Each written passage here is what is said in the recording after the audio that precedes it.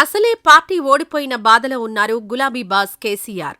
చాలా కాలం మౌనం తర్వాత ఇప్పుడిప్పుడే కోలుకొని ప్రజాక్షేత్రంలో అడుగుపెట్టడానికి రెడీ అయ్యారు.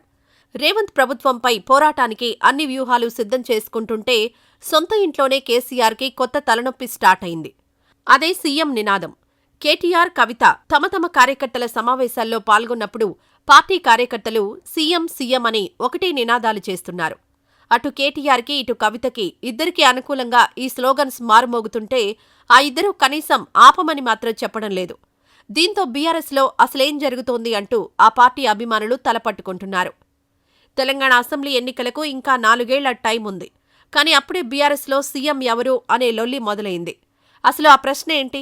బీఆర్ఎస్ అంటే కేసీఆరే కదా సీఎం అని అనుకుంటున్నారా? ఇప్పటివరకు 9 ఏళ్ల పాటు పార్టీ అధికారంలో ఉంటే ముఖ్యమంత్రిగా కేసీఆర్ కొనసాగారు. ఉద్యమ కాలం నుంచి ఇప్పటివరకు పార్టీకి ఆయనే అధ్యక్షుడు. చాలా మీడియా సమావేశాల్లో కూడా తానే తర్వాత కూడా ముఖ్యమంత్రిగా కొనసాగుతాను అంటూ కేసీఆర్ చెప్పుకొచ్చారు. ఇప్పుడు అధికారం కోల్పోయి ప్రతిపక్ష పార్టీగా ఉంది బీఆర్ఎస్. ఈ కీలక సమయంలో కేటీఆర్ సీఎం, కవిత సీఎం అంటూ వినిపిస్తున్న నినాదాలు దేనికి సంకేతమని పార్టీలో నేతలు చర్చించుకుంటున్నారు. వచ్చే ఎన్నికల నాటికి కేసీఆర్ అంత యాక్టివ్గా ఉండలేరని, ఆ ప్లేస్లో కేటీఆర్ని ముఖ్యమంత్రి అభ్యర్థిగా ప్రకటించనున్నట్లు ఆ పార్టీ కార్యకర్తలు అభిప్రాయపడుతున్నారు. దాంతో పార్టీలోని మరో వర్గం కవితకు అనుకూలంగా ఇప్పటినుండే పనిచేయడం మొదలుపెట్టారు. అందుకే ఈ పోటాపోటీ నినాదాలని ఆ పార్టీలో అంతర్గతంగా చర్చించుకుంటున్నారు. నాడు ఉద్యమ సమయంలో గానీ, 10 ఏళ్లు పవర్లో ఉన్నప్పుడు గానీ బీఆర్ఎస్కు ఇలాంటి సమస్య ఎప్పుడూ రాలేదు. పార్టీ సీఎం అభ్యర్థి ఎవరంటే వారి వైపు అదోలా చూసేవారు.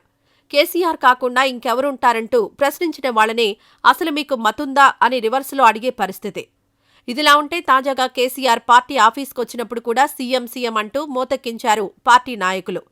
కేసీఆర్, కేటీఆర్, కవిత ఇలా ముగ్గురి మీటింగ్స్లో సీఎం నినాదాలేంటి?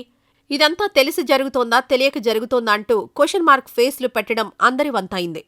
తెలంగాణ భవన్లో తాజాగా జరిగిన పార్టీ విస్తృత స్థాయి సమావేశానికి కేసీఆర్ రాగానే ఒక్కసారిగా సీఎం నినాదాలతో హోరెత్తించగా చివరికి ఆయనే అసహనం వ్యక్తం చేసి వర్లకండిరా బాబు దండం పెడతారంటూ వారించాల్సి వచ్చింది. ఆ సంగతి అలా పక్కన పెడితే అసలు కేసీఆర్ యాక్టివ్ పాలిటిక్స్లో ఉండగానే అదే కుటుంబం నుంచి మిగతా ఇద్దరి సభల్లో సీఎం నినాదాలేంటి? మేము ఎవరివైపు ఉండాలి అంటూ క్యాడర్ కన్ఫ్యూజ్ అవుతున్నట్టు తెలుస్తోంది. బీఆర్ఎస్ నుంచి కేసీఆర్ కాక మరో నేతను ముఖ్యమంత్రి అభ్యర్థిగా పార్టీ కానీ, ప్రజలు కానీ సమ్మతించే అవకాశం ఉందా అని కూడా ఆ పార్టీ నేతలు డిస్కస్ చేసుకుంటున్నారు. ఇక దీంతో పాటు పార్టీలో మరో కీలక నేతగా ఉన్న హరీష్ రావు కూడా ముఖ్యమంత్రి రేసులో ఉంటారని గుసగుసలు నడుస్తున్నాయి. పార్టీ కోసం మొదటినుంచి కష్టపడ్డ హరీష్ రావును కూడా ఖచ్చితంగా పరిగణలోకి తీసుకుంటారనేది హరీష్ అనుచరులు ఆశిస్తున్నారు.